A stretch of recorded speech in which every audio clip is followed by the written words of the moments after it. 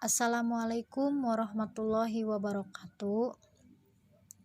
Kami dari kelompok 1 akan sedikit memaparkan atau mempresentasikan tentang manajemen tenaga kependidikan.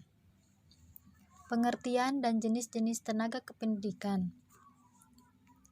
Tenaga kependidikan adalah tenaga-tenaga personil yang berkecimpung di dalam lembaga atau organisasi pendidikan yang memiliki wawasan pendidikan atau memahami falsafah dan ilmu pendidikan, dan melakukan kegiatan pelaksanaan pendidikan, mikro atau makro, atau penyelenggaraan pendidikan. Ya, dan yang kedua ada pengadaan tenaga kependidikan. Beberapa prinsip yang perlu diperhatikan dalam pengadaan tenaga kependidikan. Yang pertama ada formasi, yaitu benar-benar diperlukan tambahan tenaga edukatif. Dan yang kedua, mengacu pada analisa jabatan yang telah disusun agar sesuai dengan kualifikasi maupun syarat yang diperlukan. Dan yang ketiga, objektif. Artinya, dalam pelaksanaan tenaga kependidikan tidak menganut nepotisme dan kolusi atau pemberian sesuatu.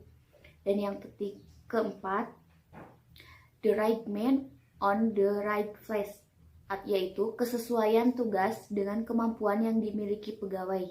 Nah, pengadaan tenaga kependidikan diselenggarakan dengan langkah-langkah sebagai berikut. Yang pertama ada pengumuman. Pengumuman ini dilakukan untuk memberitahukan kepada seluruh masyarakat yang memenuhi kualifikasi atau media cetak maupun media elektronik.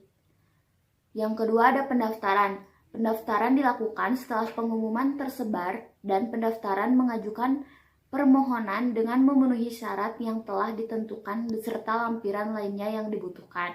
Yang ketiga ada seleksi dan penyaringan. Itu melalui 2 tahap. Yang pertama, penyaringan administratif. Penyaringan dilaksanakan berupa pemeriksaan terhadap kelengkapan beserta lampirannya.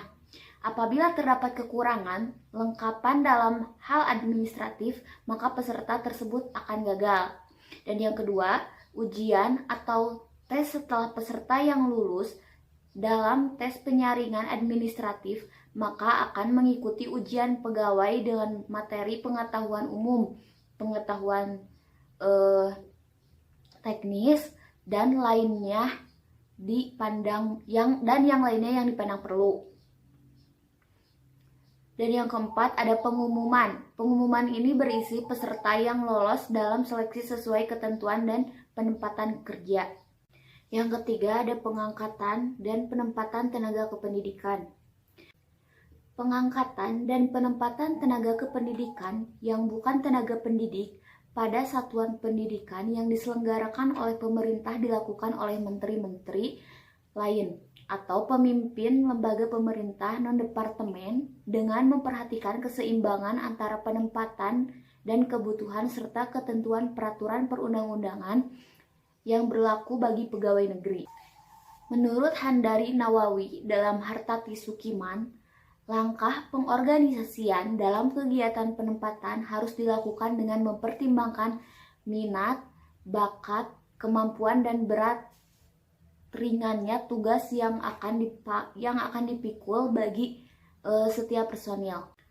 Kemudian ada syarat-syarat pengangkatan dan penempatan tenaga kependidikan. Yang pertama, sehat jasmani dan rohani yang dinyatakan dengan tanda bukti dari yang berwenang, yaitu seperti yang pertama, tidak menderita penyakit menahun atau kronis atau tidak menular. Dan yang kedua, tidak memiliki cacat tubuh yang dapat menghambat pelaksanaan tugas sebagai tenaga kependidikan. Dan yang ketiga, tidak menderita kelainan mental. Dan yang kedua, berkepribadian yang meliputi beriman dan bertakwa kepada Tuhan Yang Maha Esa. Dan yang kedua, berkepribadian Pancasila. Nah, kegagalan dalam pengangkatan dan penempatan tenaga kependidikan akan menyebabkan berbagai hal, seperti tidak tercapainya sasaran program pendidikan, tidak adanya suasana kerja yang harmonis, pelaksanaan kerja yang tidak efisien, penyimpanan prosedur kerja, kurang diperhatikannya aturan kerja yang ada, penyalahgunaan tanggung jawab, dan lain sebagainya. Yang keempat adalah pembinaan dan pengembangan tenaga kependidikan. Pembinaan atau pengembangan tenaga kependidikan merupakan usaha pendayagunaan memajukan dan meningkatkan produktivitas kerja setiap tenaga kependidikan yang ada di seluruh tingkatan manajemen organisasi dan jenjang pendidikan. Tujuan dari kegiatan pembinaan ini adalah tumbuhnya kemampuan setiap tenaga kependidikan yang meliputi pertumbuhan keilmuan, wawasan berpikir, sikap terhadap pekerjaan, dan keterampilan dalam pelaksanaan tugas sehari-hari, sehingga produktivitas kerja dapat ditingkatkan.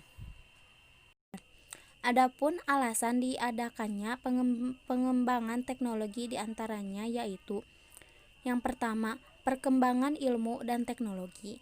Yang kedua, menutup kelemahan dari seleksi. Yang ketiga, menumbuhkan ikatan batin. Menurut Haratati Sukirman, ditinjau dari sudut manajemen secara umum, proses pembinaan dan pengembangan meliputi beberapa langkah. Pertama, menganalisis kebutuhan, yaitu dilakukan dengan cara mengidentifikasi keterampilan kinerja, menyusun program-program yang sesuai, melaksanakan riset, dan meningkatkan kinerja. Yang kedua, menyusun rancangan instruksional. Rancangan instruksional meliputi sasaran, metode instruksional, media, urutan, dan gambaran mengenai materi pelatihan yang merupakan kurikulum bagi program pelatihan tersebut. Yang ketiga, mengesahkan program latihan. Suatu program pelatihan harus memperoleh pertimbangan dan persetujuan dari seunsur instansi yang berwenang. Yang keempat, tahap implementasi. Tahap ini merupakan tahap pelaksanaan program pelatihan yang menggunakan berbagai teknik pelatihan, misalnya diskusi, loka karya, dan seminar, dalam rangka penyampaian pengetahuan kepada para peserta program pelatihan. Kelima, tahap evaluasi dan tindak lanjut. Pemberhentian tenaga kependidikan.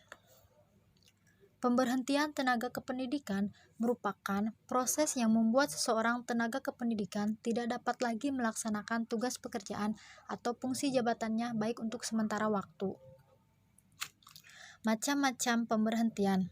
Pemberhentian dengan hormat tenaga kependidikan atas dasar permohonan sendiri, meninggal dunia, mencapai batas usia pensiun dilakukan oleh penyelenggara satuan pendidikan yang bersangkutan.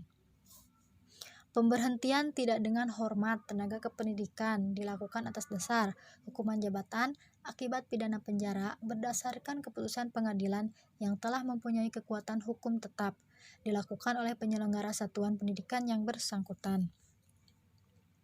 Pemberhentian tenaga kependidikan dapat dilakukan karena sebab lain, diantaranya pemberhentian atas permintaan sendiri, pemberhentian karena mencapai batas usia pensiun, pemberhentian karena adanya penyederhanaan organisasi, pemberhentian karena melakukan pelanggaran, dan pemberhentian karena tidak cakap jasmani. Sekian dari kelompok kami. Terima kasih. Mohon maaf bila banyak kesalahan. Wassalamualaikum warahmatullahi wabarakatuh.